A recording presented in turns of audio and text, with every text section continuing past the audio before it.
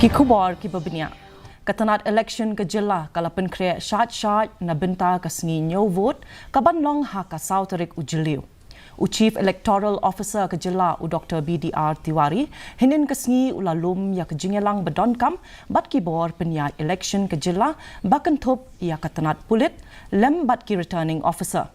Ka ñiew vote kasa satang kumba shipau sngi AA menta hakaju kapor lakmi lenti ba kani ka jingelang badon kam kanyakren halor kimat baper bakentup ya ka shongsuk shongsngan ha ka ba yadai bat ka ñiew vote habakren shakilat pathai khubor utiwari ulaong ba ya ka ñiew vote ansale haki khatlai tali ki jaka ñiew ki badon hakaleng ka Jylliew.